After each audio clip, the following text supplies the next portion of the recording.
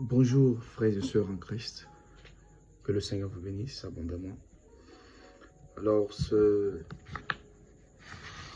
matin, nous allons méditer la parole de Dieu sur le thème « Résister au diable et il fuira loin de vous ». Alors tout au long de ce mois, les jours qui restent, je vais vous communiquer le programme de chaque semaine, par la grâce de Dieu.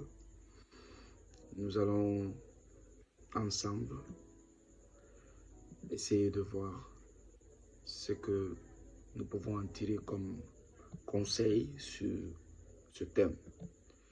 Alors, première des choses, le thème est tiré dans le livre de Jacques chapitre 4, le verset 7. Nous allons lire au nom de Jésus.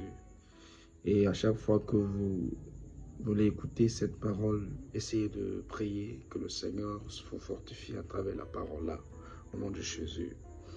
Il est écrit, soumettez-vous donc à Dieu, et résistez au diable et il fuira loin de vous. Alors, ce thème, nous allons essayer de voir comment résister au diable, comme Jésus l'a fait. Alors, nous allons parler sur 9 points, sur 9 chemins que nous devons emprunter pour résister au diable. Le premier point, c'est, nous allons parler, pour résister au diable, il faut avoir une vie arrangée. Il faut arranger d'abord ta vie, la première des choses. Nous allons parler profondément sur ça. La deuxième des choses, il faut avoir une vie de prière.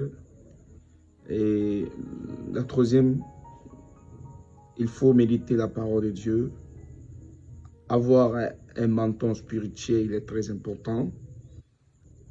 Rejeter catégoriquement les tentations comme Christ l'a fait. Détecter l'ennemi de ta vie, c'est important quand nous marchons avec Dieu. Combattez la désolation, c'est-à-dire combattre la faiblesse, combattez la faiblesse.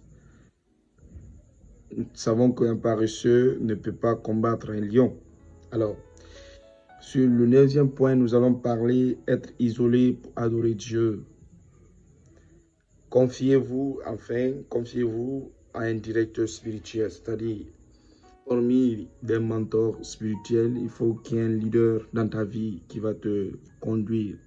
Et sur ce point-là, nous saurons ce que le Seigneur veut de nous et nous allons résister de façon catégorique en suivant ces éléments au diable. Alors, merci, que le Seigneur vous bénisse et surtout continuez à prier pour moi. C'est pas facile et il est très important que je sois cela. Il ne suffit pas d'écouter la parole de Dieu, mais de la mettre en pratique. C'est l'action qui conduit la bénédiction. À chaque fois que vous écoutez cette parole, peut-être vous pouvez la distribuer, vous pouvez la partager.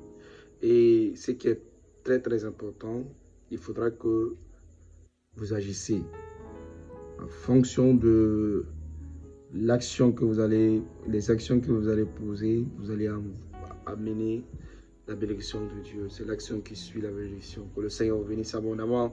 Merci, c'est votre frère